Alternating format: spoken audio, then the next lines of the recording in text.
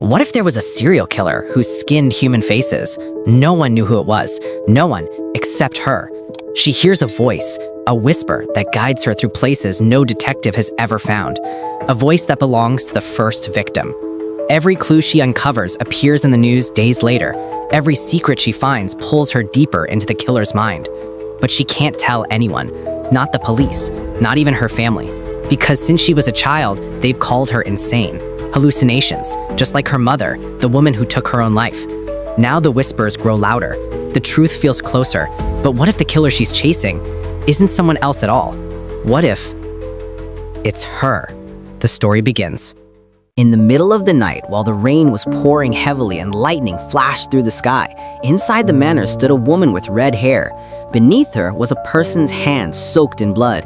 It was a girl with black hair. The girl's trembling hands reached out weakly as the red-haired woman held a knife in her grip. The red-haired woman gently touched the black-haired girl's face. The girl was crying, begging for her life, pleading not to be killed. But suddenly, the red-haired woman jolted back to her senses. She heard someone call her name. Looking around in confusion, she saw her nephew lying on the bed nearby. He asked her why she had stopped reading. Noah blinked and said softly, "Sorry, I must have dozed off." Her nephew told her to start over from the beginning of the bedtime story. Noah smiled faintly and slowly flipped the storybook open, reading once more until her nephew's eyes closed and he finally fell asleep. Quietly, Noah stepped out of the room and began walking in the dim hallway toward her own room. The rain continued tapping against the windows, echoing through the house. But as she walked, she felt something, a presence. She stopped walking, yet the sound of footsteps continued behind her. She froze for a moment, her heart pounding. Then she heard it, a whisper. "Find him." Noah immediately turned around, searching for the source of the voice, but to her surprise, there was nothing there. She shook her head, brushed it off, and went into her room. Still, the faint creak of footsteps lingered in the silence. The next morning, Noah went to see her brother John. He greeted her with a concerned look and asked if she had slept well and how Dennis, his son, was doing. Noah replied that Dennis had fallen asleep quickly after she read him a story. As John read his newspaper, Noah noticed a photo on one of the pages. "Can I see that article for a moment?" she asked. John looked down. "Missing person, Linda. What about it?"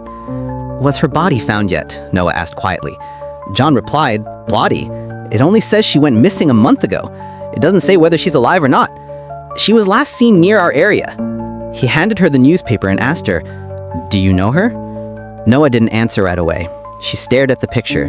Something about it felt familiar. A memory flashed. Her dream from last night. The girl begging for her life. Noah smiled faintly and said, "No, I don't know her." But then, suddenly, a loud scream echoed behind her. Noah flinched and turned around sharply, but again, nothing. John grabbed her shoulders, his face filled with worry. "Noah, what's wrong? What did you just do? Why are you acting so startled? Did you hear something?"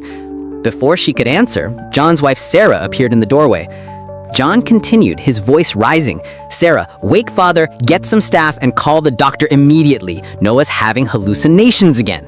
Noah smacked John's hand away. "That's enough," she shouted. "I'm not hallucinating. I just looked back because I heard footsteps." John said, "You're lying." Sarah stepped forward and said softly, "Maybe she just heard me coming down the hall." Noah glared at them. "It's been over half a year since my last episode. Stop treating me like a lunatic." She turned away. "I'm sick of this. Sick of it all," she said as she stormed out of the room. Outside, Noah stared again at the newspaper, specifically at Linda's photo. Later, Noah went to see a psychiatrist named Dr. Roney. She told her everything, the things she could hear. The doctor listened quietly before asking, "Why did you come to me, Noah? You already have a doctor treating you." Noah looked down. "I'd rather my family not know that I'm hearing things again. When it happens, they get scared of me." The doctor began writing down notes. "I see. So, tell me, what exactly are you hearing?" Noah showed him the photo from the newspaper. "This woman, Linda, she's been talking to me." The doctor looked at the picture carefully. "Linda, the missing person." Noah replied, "She's not just missing. She was murdered, locked in a dark place, beaten and abused. The killer skinned her face while she was still alive. Linda told me everything. She wants me to find her killer." The doctor spoke calmly. "How often do you experience these hallucinations in a day?" I can prescribe something to reduce their frequency, along with sleeping pills. Noah insisted, they're not hallucinations. I knew Linda was missing before the article even came out. That means it's really her. She told me the killer is a tall man with light brown hair. How could I have known that before reading the news? The doctor replied, I understand why you came to see me. I've worked with many patients who experience hallucinations. Over time, I've learned to categorize them into two groups. The first group believes their hallucinations are an illness. They seek help and cooperate with their doctors. The second group believes their hallucinations are real, making treatment very difficult.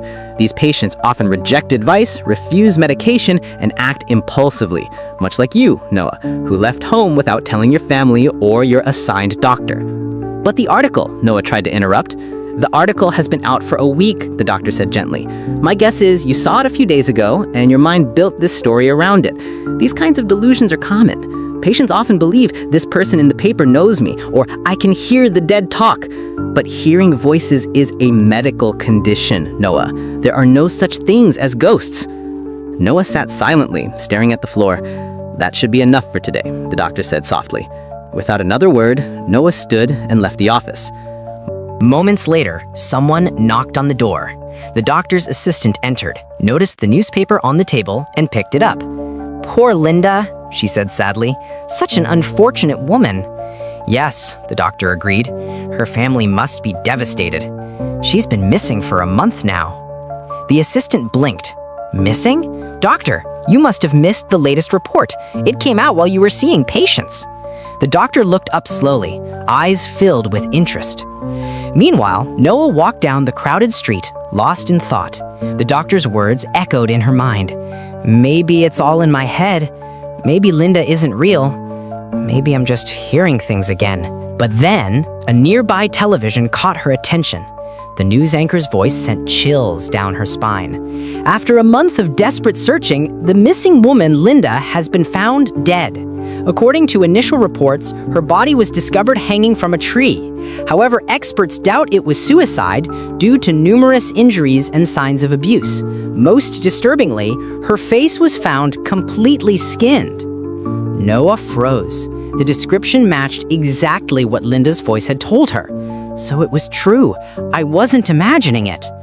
She realized then, Linda's voice that screamed at her earlier, it was out of anger. Noah had denied knowing her in front of her brother.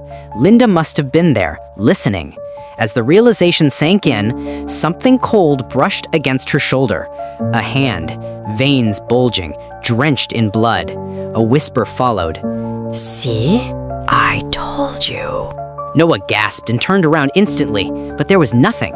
Beside her, a man shouted in irritation, but his words faded into the background. Her mind was spinning, her heart racing. Her hairband slipped from her hair and fell to the wet pavement. A stranger bent down and picked it up. A tall man, dressed in a black suit, with light brown hair, just like what Linda described the killer. Moments later, at the manor, Noah opened the door, but suddenly froze when she heard someone call her name. It was Sarah. She rushed toward Noah, grabbed her, and demanded, "Where did you go without telling anyone? You just had a fight with John this morning." Sarah added, "Your father's been looking for you." Then pushing Noah gently toward her room, she said, "Just stay in your room. I'll come up with an excuse for your father." But before Sarah could say another word, she heard her father's voice. Startled, she stopped. "Noah," her father said intensely, "follow me." Noah obeyed, silently following her father down the hall, leaving Sarah standing there, watching them disappear. Inside his study, her father turned to her, his tone stern. "Since when are you allowed to leave the house without permission? Do you really think you're cured just because your symptoms have gone away?" Noah didn't answer.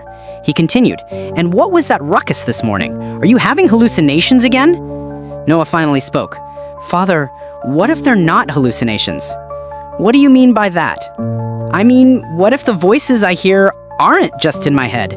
What if they're real?" "You're the only one who hears those disembodied voices, Noah. How can you call them real? Your doctor advised you to disregard them, remember?" "But I'm telling you, it's not." Her father's voice suddenly rose, sharp with anger. "Noah, do you want to end up like your mother? Do you know what happens when you start following those voices? They drive you mad. It's not that mad people hear hallucinations, it's that those constant voices make people mad." He paused, his voice trembling now. No matter how kind or gentle a person is, they eventually lose themselves, just like your mother did. She tried to kill her own child, Noah. If we had been a moment too late, neither John nor the nephew you love so much would be alive today. His voice softened, heavy with grief.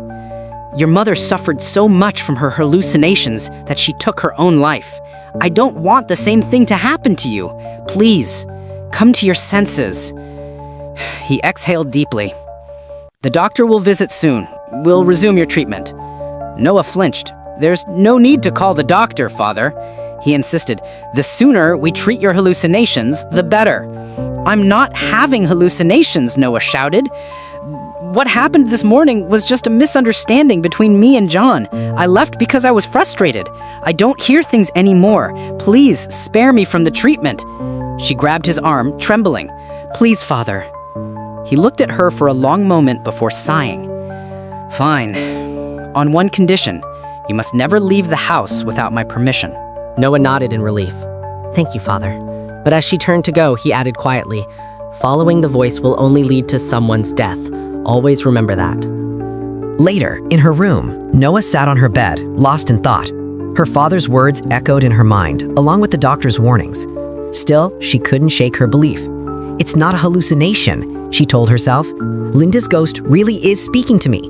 If it were just in my head, how could I know how Linda was murdered? Her mother might have suffered hallucinations, but Noah was convinced hers were different, real. She refused treatment, knowing her father would never believe her. If I can catch Linda's killer, she thought, then Father will have to believe me. Just then, the door creaked open. It was Dennis, her nephew. Noah approached him gently. Dennis, why are you here? He looked up, eyes wide. Aunt Noah, did Grandpa get mad at you because of me?